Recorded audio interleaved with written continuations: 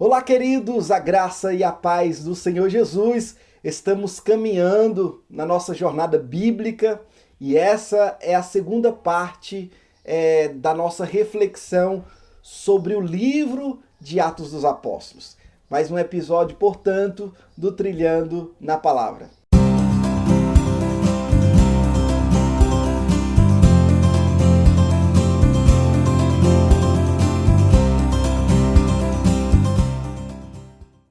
Encerramos nossa meditação vendo que a perseguição é uma realidade no livro de Atos.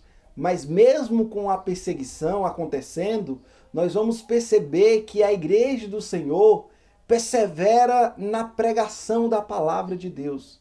Então, vejamos aqui um destaque. Atos vai registrar diversos sermões. Não na íntegra, mas vai apresentar o âmago deles. E além deles servirem de modelo para nós, estes discursos mostram como os primeiros pregadores cristãos faziam sua prédica girar em torno da morte e da ressurreição de Jesus Cristo. Na verdade, a ressurreição é o principal tema da mensagem apostólica, porque eles eram testemunhas da ressurreição. E a ressurreição constitui até hoje o sinal da supremacia do cristianismo e também da própria divindade de Cristo. É uma ênfase que jamais deveríamos esquecer. Sempre deveríamos pregar, mencionar sobre a ressurreição de Jesus. Nós vamos perceber que os sermões, em sua maioria, são evangelísticos. Outros são deliberativos, outros apologéticos, outros exortatórios. Observe o fluxo da argumentação de Pedro no sermão do Pentecoste. O que ele diz? É que os judeus haviam tirado a vida de Jesus, mas que Deus o ressuscitou dentre os mortos e exaltou até a sua própria mão direita. E o derramamento do Espírito vai comprovar a exaltação do Senhor. Ao todo, o livro de Atos, ele nos apresenta 30 discursos, como você pode perceber nessa tabela. Mas eu gostaria de destacar que o sermão de Estevão, para mim, é simplesmente incrível. Ele se apresenta para os membros do Sinédrio e o seu discurso, ele vai traçando a história do povo de Israel desde Abraão até o Templo de Salomão. E aí é apedrejado no final, né? Mas a maioria dos discursos é de Pedro e de Paulo. O sermão que Paulo pregou em Antioquia da Pisídia meio que possui alguns paralelos com o sermão que Pedro pronunciou no Pentecoste. Aliás, tanto Pedro como Paulo, eles vão citar a mesma passagem do Antigo Testamento para provar a ressurreição de Jesus. Eles usam o Salmo 16 e 10, né? Eles também não têm destaque apenas nos discursos, mas eles vivem experiências magníficas e meio que parecidas. Por exemplo, veja nessa tabela as obras poderosas dos dois. Você vai perceber que no capítulo 3, Pedro ele curou um paralítico de nascença. No capítulo 14, Paulo também curou um paralítico de nascença. E as pessoas acreditavam que a sombra de Pedro curava os enfermos. De igual modo, também cria-se que os lenços e os aventais de Paulo curavam pessoas. Pedro, ele repreende Simão, o ilusionista, quando tenta comprar as coisas, né? O dom de Deus. E Paulo vai repreender um feiticeiro. Pedro, ele cura Enéas de uma paralisia. E Paulo, ele cura também o pai de Públio e outras pessoas em Malta, na ilha de Malta. Pedro, ele ressuscitou Dorcas, no poder do Espírito Santo, óbvio. E Paulo, no mesmo poder, ele ressuscitou Eutico. Então, além de todas essas coisas, nós vamos perceber que preso em Jerusalém, Pedro foi solto por um anjo. E Paulo, ele encarcerado em Filipos, ele foi libertado, ele foi liberto quando aquele terremoto sacudiu a prisão. Então nós vamos perceber que existe muita semelhança nas obras, nas experiências de Paulo e Pedro. Bem, o livro de Atos fala de diversas pessoas, são aproximadamente 120 pessoas citadas, contudo, as personalidades de Pedro e de Paulo se destacam. Pedro aparece 55 vezes e Paulo é citado nada mais nada menos do que 159 vezes. E falando dos personagens protagonistas de Atos, nós podemos analisar algumas etapas dos líderes, né? Os grandes líderes do primeiro estágio foram os apóstolos. Mas no fim, a gente vai ver que outras figuras com potenciais, como Barnabé e Estevão, vão se apresentar também. E no segundo estágio, devido à perseguição em Jerusalém, nós vamos ver que novos evangelizadores aparecem. Filipe é um deles. O próprio Paulo, que era considerado como Saulo de Tarso, vão aparecer. E todos nesse segundo estágio, nós vamos ver a supervisão dos apóstolos, principalmente de Pedro e de João. Num terceiro estágio, nós podemos citar aqui Marcos, Timóteo, Silas, Apolos, Lucas e outros. Em um certo momento do relato, nós vamos ver que Lucas, o escritor, ele vai deixando de lado ali Barnabé, também Pedro, João, os demais apóstolos, e ele se concentra, toda a atenção dele é voltada para o ministério de Paulo e também para com os seus companheiros. Cerca da metade do volume se devota às atividades de Paulo.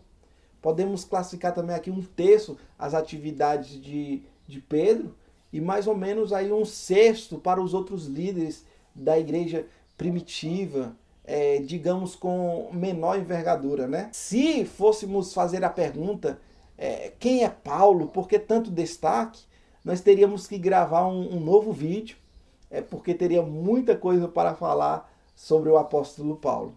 Mas fica aqui a minha promessa de gravar uma nova série, talvez, sobre os personagens da Bíblia, tá ok? Mas o livro de Atos, ele vai narrar ali 3 viagens de Paulo, 3 viagens missionárias. Vai também falar sobre a viagem dele a Roma para enfrentar o julgamento diante das autoridades romanas. Também vai citar 5 visitas que ele faz a Jerusalém. Bem, eu indico aqui a leitura do livro de Atos para você ver todas as aventuras do apóstolo Paulo, tá bom? Outro assunto que podemos ver é o Espírito Santo, que ele é um tema predominante em Atos. Ele foi prometido por Jesus antes da sua ascensão, né? E foi derramado no dia do Pentecostes. Foi prometido a todo o povo e concedido como uma dádiva a todo aquele que cresce. E a obra do Espírito Santo é evidente em todo o livro de Atos. Por exemplo, o Espírito ele concede aos crentes a capacidade de falar em outras línguas.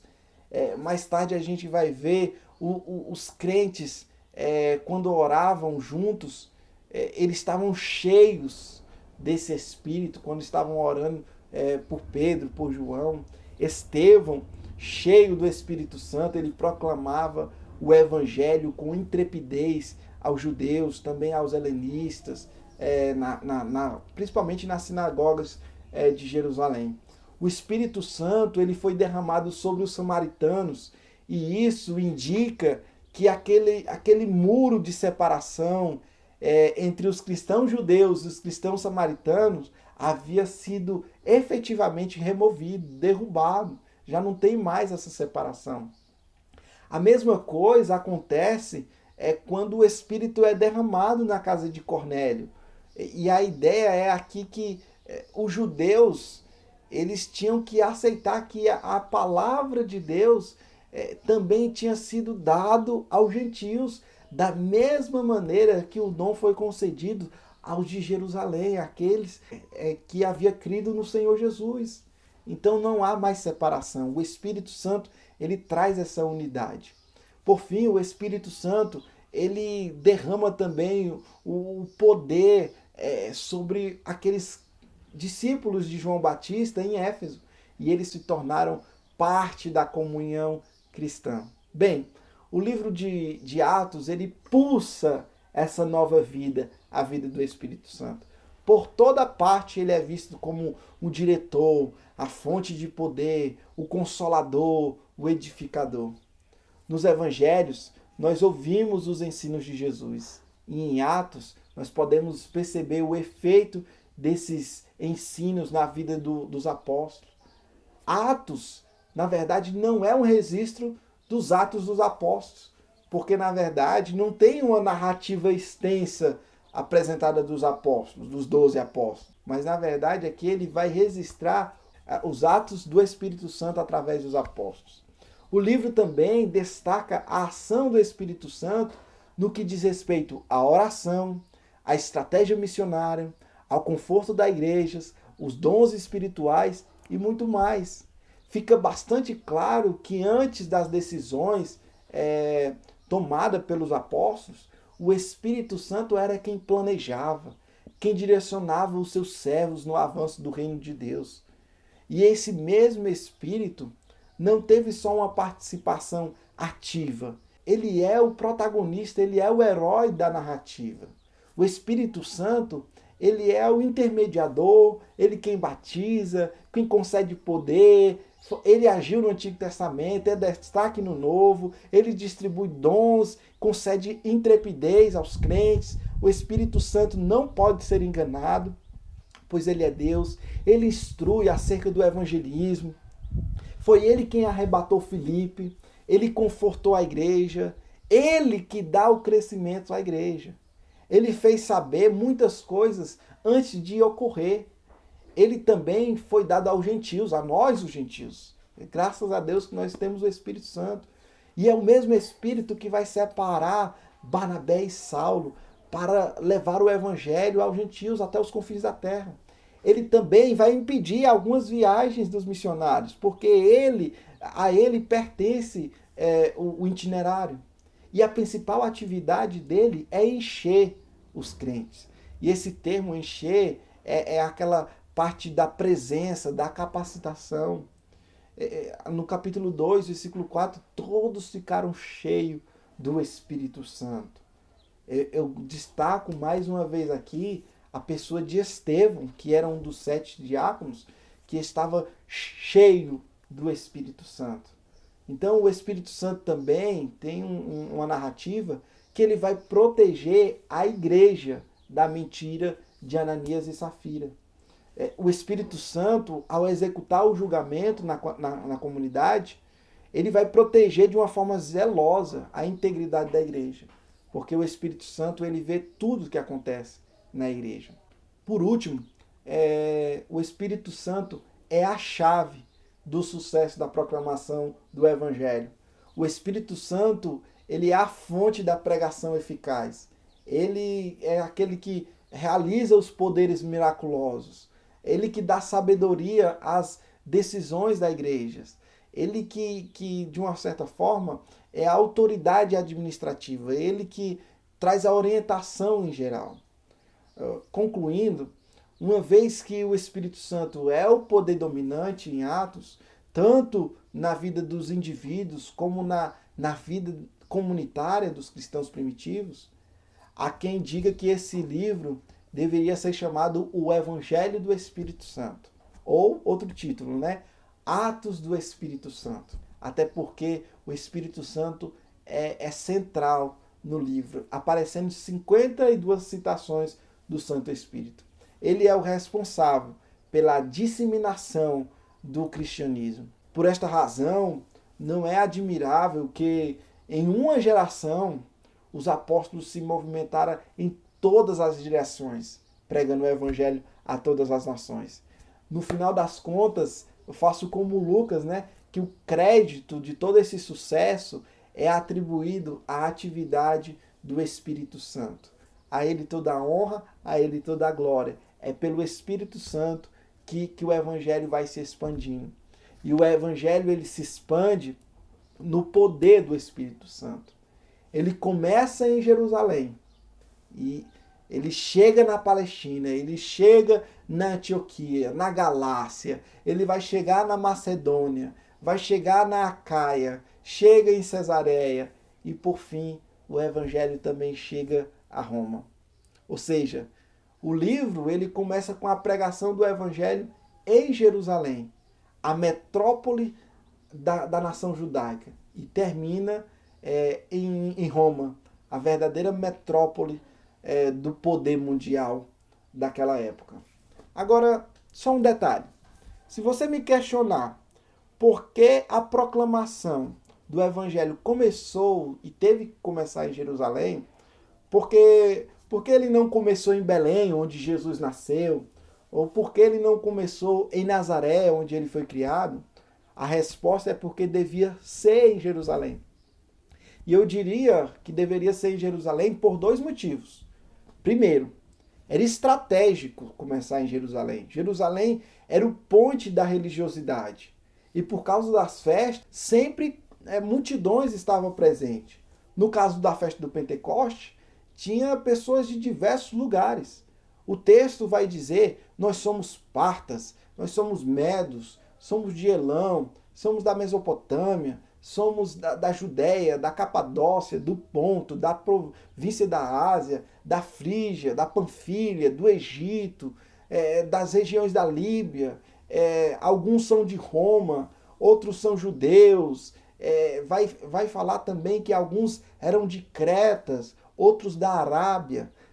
Por fim, são 16 povos que estão aglomerados em Jerusalém. Então é estratégico começar por Jerusalém. E segundo, também era um cumprimento da palavra de Deus. Isaías disse, porque de Sião sairá a lei, e de Jerusalém a palavra do Senhor. É necessário que a palavra saia de Jerusalém. A própria literatura lucana vai dizer, o que está escrito é que o Messias tinha que sofrer e no terceiro dia ressuscitar. E que em seu nome, que no nome dele, a mensagem sobre o arrependimento e perdão do pecado deveria ser anunciado em todas as nações. E aí vem a palavra, começando em Jerusalém. Agora uma coisa, começa em Jerusalém, mas não deve se limitar em Jerusalém. E é isso que acontece, né? Começa em Jerusalém e aí vai se propagando rapidamente, de pessoa em pessoa, de cidade em cidade, enfrentando muitas oposições em todos os lugares que passa, mas vai se expandindo, porque essa é a vontade de Deus. Destaques. Capítulo 1, versículo 8, é o versículo chave. Vai dizer, mas recebereis o poder ao descer sobre vós o Espírito Santo, e sereis minhas testemunhas, tanto em Jerusalém, como em toda a Judéia e Samaria e até os confins da terra.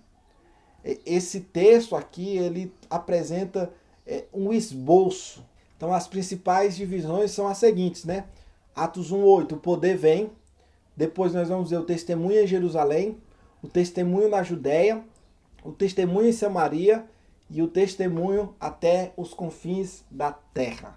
Esse é o esboço, essa é a apresentação de todo o livro de Atos. E aí muitas pessoas vão olhar para esse texto e destacar a questão geográfica, porque realmente acontece isso. Mas também tem o destaque espiritual. O poder do Espírito Santo veio, revestiu aquele povo de Deus. E a partir desse poder, aí sim podemos ser testemunhas, tanto em Jerusalém, como Samaria, na Judéia, até os confins da terra. Devido a esse revestimento, devido a esse aspecto espiritual. Além desse texto muito importante, que é o texto-chave, vejamos alguns capítulos importantes. Por exemplo, o capítulo 2, ele fala como a igreja vivia, na comunhão, compartilhava o pão, ajudava os necessitados, pregava, orava, seguia a doutrina dos apóstolos, e eles presenciaram muito o poder de Deus. Então o capítulo 2 é um capítulo muito importante. O capítulo 10, nós vemos o Espírito Santo sendo derramado para os gentios, então quebra essa barreira, né? O capítulo 13 é muito importante porque uma igreja vai se destacando, a igreja de Antioquia. E é dentro dessa igreja que Deus vai, o Espírito Santo vai separar Barnabé e Saulo para levar o evangelho para outras nações. E o capítulo 15 é muito relevante para o entendimento do desenvolvimento do cristianismo. E talvez aqui seja o ponto inicial onde a fé cristã vai se desvinculando do judaísmo. Uma vez que a igreja inicialmente era composta por judeus, mas devido à pregação do evangelho, por intermédio do ministério de Paulo, os gentios também começam a se converter. Então essa igreja vai precisar orientar esses gentios como eles devem proceder. E sem dúvida, a mais importante decisão foi tomada nesse capítulo 15. A decisão de que a salvação é pela graça, através da fé, e não é por obras, tá certo? Então o capítulo 15 é muito importante também. E por fim, eu gostaria de destacar também o capítulo 28, porque o término, a maneira como ele termina o livro, aquela maneira abrupta, parece que tem alguma coisa para contar, mas não conta, nos espanta, porque Lucas ele descortina a história de Paulo até o ponto que o apóstolo está aprisionado em Roma. E ele está ali esperando por 2 anos o julgamento. E aí o livro encerra, deixando muitas indagações. Será se Paulo teria sido bem sucedido? Será se ele tinha se apresentado diante de César? Será se tinha sido de uma forma positiva? Foi condenado? Foi martirizado? Ele foi absolvido ou foi solto? Bem, Lucas não nos informa. E o livro termina de uma forma abrupta, com Paulo na prisão domiciliar. E esse final é muito apropriado, né?